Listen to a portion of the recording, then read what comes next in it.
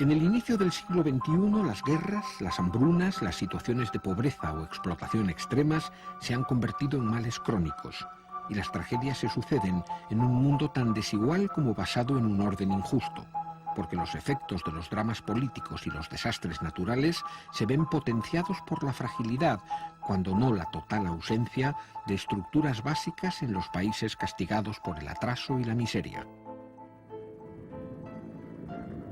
Los mayores dramas, cuyas imágenes nos conmueven durante unos días, se suceden a un ritmo vertiginoso para desaparecer rápidamente de la actualidad.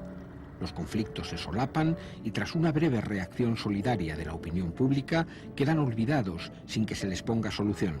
Incluso en algunos casos de tragedias permanentes, también el olvido se vuelve crónico. Según la valoración de la Cruz Roja a nivel internacional, hay más de 50 conflictos, entre 50 y 60 conflictos importantes, desconocidos para todos nosotros, es decir, desconocidos para el gran público, y que significan el mayor gasto en fondos. En definitiva, conflictos olvidados que sin embargo siguen produciendo cientos de miles, millones a veces, de víctimas por el hambre, por la guerra, de tal modo que se calcula que desde que terminó la Segunda Guerra Mundial hasta finales del siglo XX han muerto muchas más personas como consecuencia de estos conflictos que las que murieron en la Segunda Guerra Mundial. Los conflictos olvidados son nuestro mayor dolor de cabeza en lo que se refiere a la recaudación de fondos y a poder continuar normalmente operaciones de emergencia que se inician cuando el conflicto es agudo y que requieren una continuidad para que esas personas puedan tener una expectativa de futuro.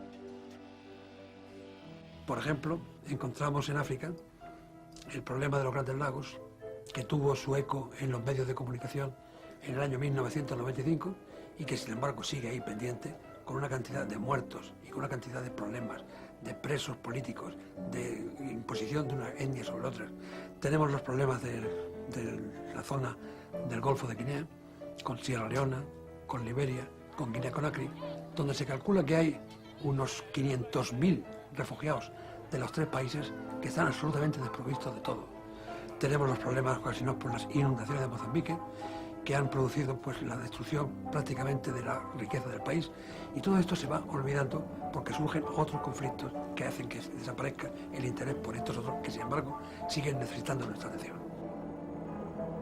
Es imposible que nosotros queramos ver la realidad solo desde el punto de vista humanitario o social.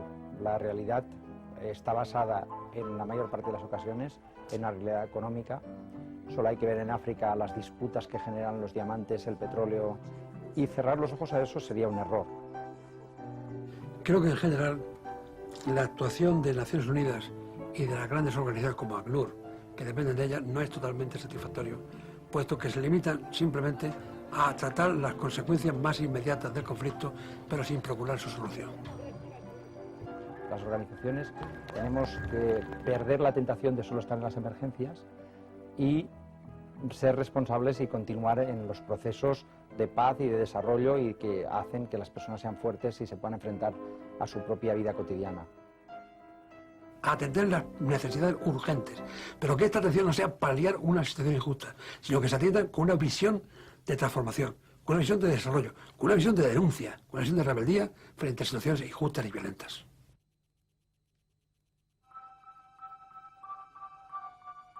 Somalilandia es un país imaginario para la comunidad internacional.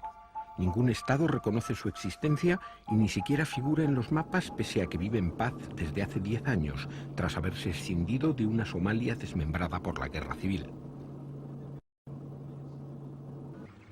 Somalilandia fue independiente en 1960, cuando los ingleses abandonaron su protectorado, pero inmediatamente se unió a la Somalia italiana para formar un solo Estado. 20 años después quiso recuperar su identidad nacional, iniciando una larga lucha de guerrillas que en 1988 se convirtió en guerra total. Al cabo de 3 años, aunque devastada por los combates, logró imponer su autogobierno. Pero reconocer su existencia significaría establecer un peligroso ejemplo en un continente de fronteras arbitrarias heredadas del colonialismo europeo. Y aunque existe un precedente muy cercano, ya que Eritrea logró independizarse de Etiopía, la tragedia somalí parece olvidada por el resto del mundo. Entretanto, el sur de la vieja Somalia continúa en manos de los señores de la guerra, destructores del embrión de Estado moderno que el país poseía 10 años atrás. Los clanes armados constituyen sus más firmes estructuras, los conflictos políticos se dirimen a cañonazos, la justicia es dictada por tribunales islámicos y la economía se reduce a labores de supervivencia. Por el contrario, en el norte se ha empezado a reconstruir el Estado y la guerra forma parte de un pasado doloroso. Somalilandia ha superado 10 años de difícil existencia entre ruinas, tras desarmar a sus milicianos y transformar a los guerrilleros en ejército y policía. Hargeisa, ciudad arrasada por los bombardeos, ha recuperado su antiguo pulso de capital de un país desértico, cuyos 63.000 kilómetros cuadrados albergan a 2 millones de habitantes, aunque el nomadismo tradicional y los movimientos de refugiados impiden saberlo con precisión. Chamizos de cañas o adobe cubiertos de trapos forman las viviendas tradicionales. La pobreza es absoluta, pero Somalilandia, falta del reconocimiento internacional, no tiene derecho a obtener créditos ni ayudas que no provengan de fondos humanitarios. Así, su principal sostén son las ONGs, que intentan paliar las graves carencias sociales. En todo el país no hay más que 40 médicos y un solo hospital público, y los medicamentos tienen precios prohibitivos. La principal riqueza está en la ganadería, cabras y sobre todo camellos. Más de 5 millones de cabezas, la quinta parte de la cabaña mundial. Pero 2 años atrás, las exportaciones a Arabia quedaban suspendidas por un brote de fiebre del Rift, aunque no fue reconocido oficialmente y el ministro de Agricultura lo considera una maniobra política contra su país. Los presupuestos estatales son menores a los de cualquier pequeña ciudad española y sus estructuras políticas semejantes a las de un ayuntamiento de provincias. Hemos tenido que reconstruir todas las infraestructuras del país sin ayuda alguna de la comunidad internacional, excepto por parte de algunas ONGs y organismos que nos han ayudado en pequeños proyectos. Queremos dejar claro que nunca volveremos a formar parte de Somalia, confederación o sin federación, porque hemos declarado nuestra propia independencia nacional y ese es el deseo de nuestro pueblo. Así que ya no se puede discutir si volveremos a ser Somalia. Nos hemos separado de ella y esperamos que la comunidad internacional nos reconozca como Estado. El reconocimiento diplomático resulta imprescindible para el futuro de Somalilandia. Por eso los miembros del gobierno se muestran deseosos de atender a la prensa. Nos falta el reconocimiento internacional, pero tenemos un país y un gobierno que funcionan. Todo el sistema estatal funciona en nuestro país. El judicial, el legislativo y el ejecutivo están funcionando. Somalilandia es un país islámico, pero dotado de una constitución democrática, la más liberal de la región. Las 5 tribus principales tienen representación en el Parlamento, pero la ley impide que los partidos políticos se inspiren en clanes tribales o grupos religiosos. El orgullo nacionalista se hace presente en las calles y la independencia es más que una obsesión. Así el discurso oficial se repite en boca de todos. Necesitamos el reconocimiento internacional porque ya somos una república independiente y no queremos saber nada de la antigua Somalia. Rompimos con ella y lo único que necesitamos es desarrollo y reconocimiento internacional. Al atardecer aumentan las ventas de chat, una hierba ligeramente alucinógena importada de Etiopía que constituye un verdadero vicio nacional porque distrae el hambre, aguza el ingenio, suelta la lengua e invita al optimismo. Cosas necesarias en una sociedad empobrecida y atrasada. El dinero local no vale casi nada y los ahorros se convierten en oro. El país carece de centrales eléctricas, la luz es privilegio de quienes disponen de un generador y el teléfono parece un milagro. Poner en pie una nación devastada es un difícil empeño. Conseguirlo sin dinero ni ayuda resulta una tarea imposible. Por eso los mejores edificios de Hargeisa continúan en ruinas, pero la vida prosigue sobre ellas. Una vida dura, cuando ni siquiera se dispone de agua corriente.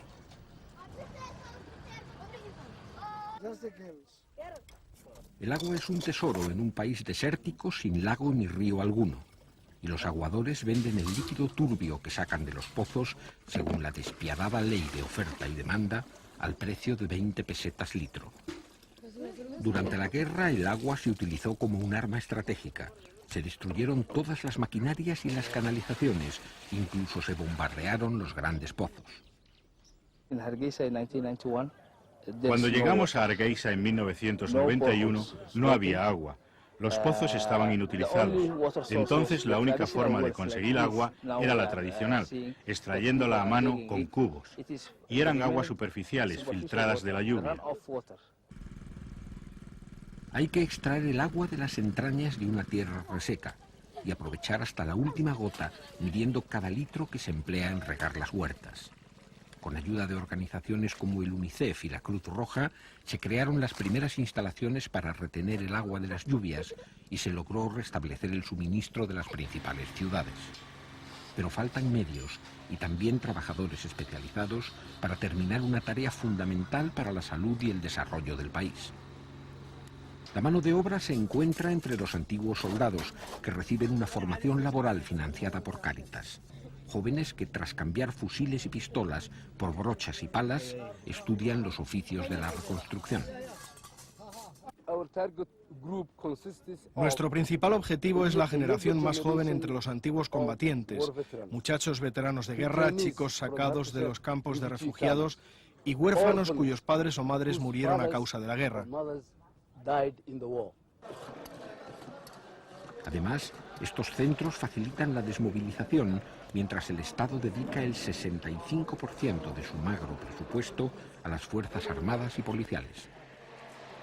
También las víctimas femeninas de la guerra, tanto viudas como excombatientes, se preparan para ganarse el futuro aprendiendo que la mujer puede y debe tener un papel activo en la sociedad, más allá de la esclavitud del hogar que disponen los cánones del islamismo integrista. Las escuelas para mujeres suponen un gran paso adelante en un país musulmán donde la ablación sexual es una práctica generalizada a partir de los 7 años de edad. Tan solo el 10% de los niños está escolarizado y la mayoría de los estudiantes son varones, lo que condena al analfabetismo a prácticamente toda la población femenina. Por eso, algunas ONGs como Cáritas han desarrollado programas de microcréditos que permiten a las mujeres independizarse económicamente o sostener a sus familias si enviudan o son repudiadas, creando pequeñas empresas dedicadas a la producción de zumos de frutas o el teñido de tejidos. Con ello se trata de impedir que su única salida continúe siendo el matrimonio. La extrema pobreza ha reducido la poligamia a 2 esposas por hombre, pero la media de hijos por mujer se mantiene en 7. Pero el mayor de los problemas pendientes de Somalilandia son los desplazados. Durante la guerra, la mayor parte de la población huyó a Etiopía. 10 años después, todavía están regresando fugitivos y millares de ellos permanecen condenados a la provisionalidad de campamentos desasistidos. Cuando vuelven, el ACNUR les entrega alimentos para 9 meses, mantas y una cubierta de plástico. Y los retornados tienen que buscarse la vida por sí mismos, en una sociedad carente de medios para reintegrarlos. En definitiva, los refugiados siempre son el eslabón más débil en la cadena de los olvidados.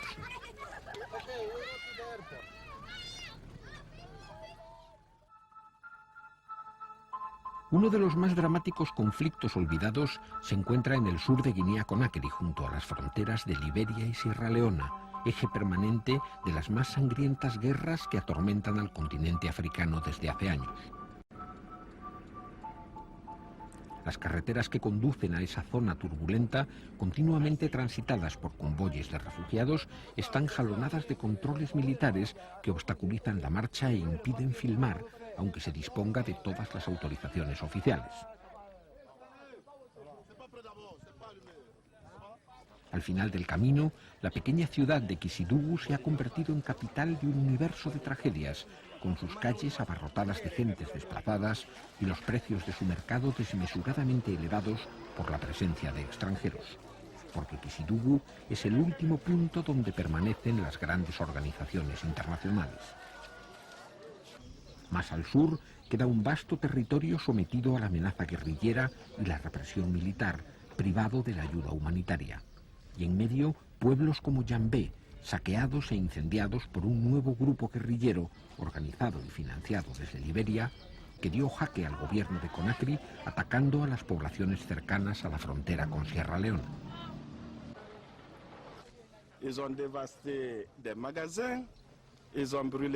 Devastaron las tiendas, quemaron las casas, se llevaron las vacas, los corderos, las cabras, vaciaron las casas de cuanto tenían y le pegaron fuego a todo. Mataron aquí a 91 personas, se llevaron a los niños, en total a 29, entre ellos 13 niñas, y sembraron el terror por todas partes.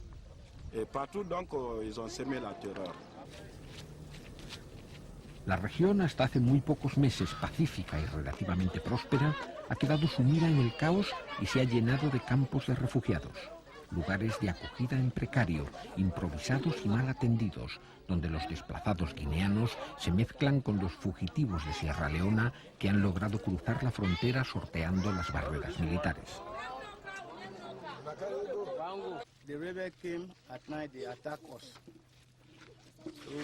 Los rebeldes nos atacaron por la noche y cuando nos atacaron huimos.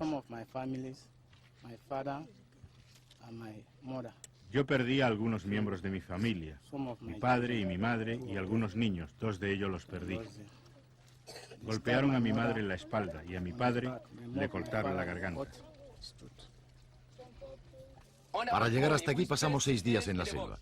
Muchos de nuestros amigos murieron en la selva.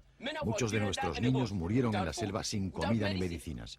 Y no queremos seguir aquí. Lo que necesitamos es volver a nuestras casas. Lejos de la imagen habitual de los toldos de plástico azules que el ACNUR ha extendido por todo el mundo, el campamento de Massacoundou parece una aldea tradicional, aunque su población no sea estable, sino formada por un aluvión de fugitivos. Por lo menos aquí, los refugiados reciben un mínimo de ayuda y disponen de asistencia médica, aunque no les falten motivos para quejarse.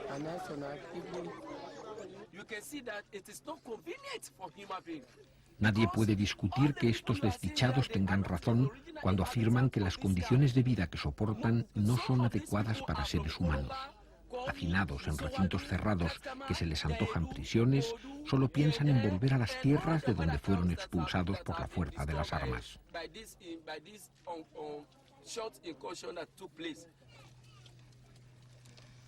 El trabajo humanitario resulta insuficiente y parece mal organizado, ya que ni siquiera se sabe aproximadamente cuántos refugiados hay en los campos del sur de Guinea-Conakry. Ni el ACNUR ni la Cruz Roja han logrado establecer su número. Parece que hay 250.000 refugiados aquí, pero usted sabe que es difícil manejar estas cifras. Dicen también que hay 500.000, pero parece que las cifras las más exactas son 250.000 refugiados. ¿Y desplazados internos? Y para los desplazados internos también es difícil decirlo, pero sería entonces 150.000 personas. Las ruinas de algunas chozas en el campo de Katcama, calcinadas por los recientes ataques guerrilleros, demuestran que estos asentamientos no son lugares seguros, ya que carecen de protección militar y están sometidos a una tensión permanente.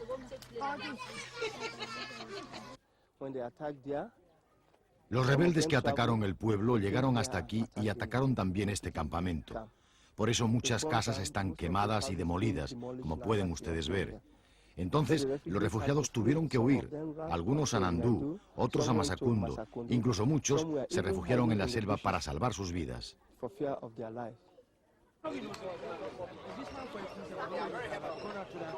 Las temidas milicias camayós patrullan fuertemente armadas dentro de los campos de refugiados, contraviniendo todas las normas internacionales sin que los funcionarios del ACNUR acierten a impedirlo.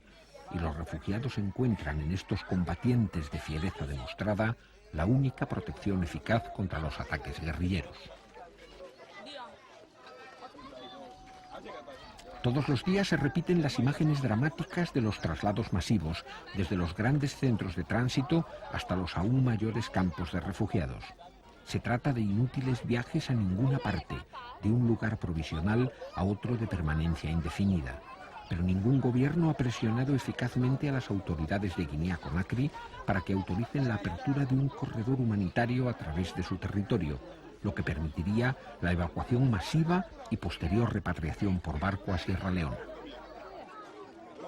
La Cruz Roja se está encargando de seleccionar a los grupos más vulnerables, principalmente mujeres embarazadas, niños, ancianos y personas disminuidas. Lo está haciendo para organizar la transferencia en los convoys que están partiendo de este campo de Katkama hasta Albadaría. Hay que entender que las condiciones del camino son bastante duras, hace mucho calor y no hay suficientes camiones disponibles con techo, camiones que fueron exigidos en su momento por Cruz Roja al HCR, que es el que organiza el transporte. Frente al esfuerzo de la Cruz Roja local, la pasividad de su comité internacional y de los funcionarios del ACNUR permite que los refugiados sean trasladados como ganado, sin recibir apenas información sobre su destino y sometidos a un trato vejatorio. Primero se reduce su identidad a un número, sin que su nombre figure en ninguna parte. Después, los soldados guineanos efectúan un registro humillante, desnudándolos en busca de huellas que demuestren su participación en acciones bélicas y los delaten como guerrilleros infiltrados. Finalmente, se les obliga a una interminable espera bajo un sol abrasador sin suministrarles agua. Pero más grave aún es la ausencia de las grandes organizaciones internacionales más al sur de Kisidugu, donde se encuentran otros 100.000 refugiados de Sierra Leona. Meses atrás, la muerte de un funcionario de Naciones Unidas a manos de la guerrilla, el secuestro de otro de sus empleados y el saqueo de sus oficinas en Requetú hizo que el ACNUR replegara sus efectivos, que desde entonces se mantienen en zona segura, lejos de la amenaza militar, pero lejos también de quienes necesitan su ayuda. Para el ACNUR es un problema muy complicado el movilizar un número importante de camiones, porque no tenemos sostén internacional, financiero ni logístico. Somos conscientes de que es un problema muy complejo y deseamos vivamente regresar lo antes posible a los campos dentro de la Lengüeta, cuya situación conocemos un poco y sabemos que hay una malnutrición muy severa, así como ausencia de cuidados médicos en general, que seguro que perjudica sobre todo a los niños pequeños, las personas de edad, las mujeres embarazadas y a los más débiles. Las carreteras que conducen desde Kisidugu a las fronteras de Liberia y Sierra Leona se mantienen bajo un estricto control militar. Así, hay que aventurarse por caminos rurales casi intransitables para recorrer una franja de terreno conocida como la Lengüeta o el Pico del Oro, que se interna entre los dos países vecinos, constantemente batida por la guerrilla. Aquí se ha formado un gigantesco bolsón de fugitivos, a los que el gobierno de Guinea no permite adentrarse más en su territorio, temeroso tanto de que esta legión de hambrientos se asiente en el país de forma definitiva, como de que su éxodo facilite una infiltración de fuerzas rebeldes. En esta zona, a 6 horas de mala carretera, desde la invisible barrera política donde se detiene la ayuda humanitaria, se encuentran varios campos de refugiados que en total albergan a unas 100.000 personas. En este último rincón de Guinea-Conakry, en el campo de Colomba, a solo 15 kilómetros de la frontera de Sierra Leona, permanecen confinados más de 30.000 fugitivos, sin asistencia médica, con muy escasos alimentos y sin recibir apenas ayuda humanitaria. Así las cosas, es lógico que los refugiados critiquen con dureza el abandono en que se encuentran y que reclamen un auxilio que esperan desde hace meses y no acaba de llegarles nunca. Esto es peligroso, pero seguimos aquí. Es muy peligroso, por eso los funcionarios extranjeros se fueron y nos dejaron tirados con los problemas. Por eso lo que queremos es irnos nosotros también. No tenemos comida ni medicamentos, y nuestra gente se muere. Si van al centro médico verán niños pequeños enfermos que mueren cada día. En el antiguo puesto de salud de la aldea de Colomba ya no hay médicos ni enfermeros. Por eso, cuando llega algún coche con extranjeros, se corre la voz rápidamente y los enfermos acuden en busca de ayuda. Solo unas cuantas ONGs penetran en esta región, entrando y saliendo el mismo día, lo que les permite disponer de muy pocas horas para trabajar. Una de ellas es Médicos Sin Fronteras, que ha optado por apoyar su acción en las parteras tradicionales como único personal local disponible.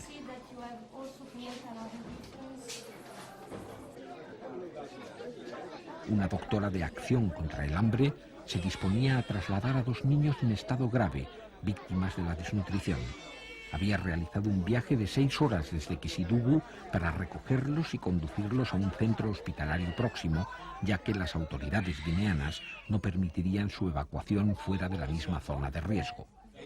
Ahora solo podemos transportar estos 2 niños porque son los que están presentes en el puesto, pero hemos encontrado que hay 26 más tienen una malnutrición severa.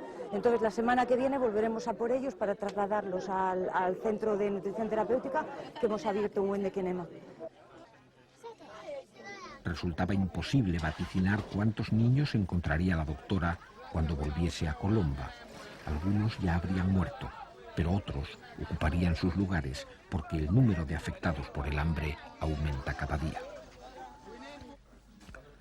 Un poco más al norte, en la aldea de Wendekenema, un pequeño hospital rural se mantiene abierto, atendido por enfermeros locales. Sus camas son las únicas disponibles en la región y acogen a los casos más graves. También aquí, la visita médica tiene que ser forzosamente apresurada. La dificultad está en que no podemos hacer noche en el terreno, lo que quiere decir que bueno, pues son 10 horas de camino, tenemos que trabajar a la carrera y asistir a la gente pues un poquitín de 3 días en 2 días, de 2 días en 3 días, lo que bueno, pues entraña una dificultad grande. Estas pobres gentes nunca entenderán las sinrazones del olvido internacional que padecen, cuyas consecuencias están afectando profundamente a sus vidas, y nadie podrá jamás ofrecerles una razón válida que justifique la pasividad del mundo ante su tragedia. Son cientos de miles de personas, tal vez medio millón, abandonadas en el último rincón de un África convulsa, y sin embargo representan solo una tragedia más, otro de los muchos ejemplos posibles sobre las víctimas de la indiferencia de un mundo despiadado y de la ineficacia de algunas de sus principales organizaciones humanitarias.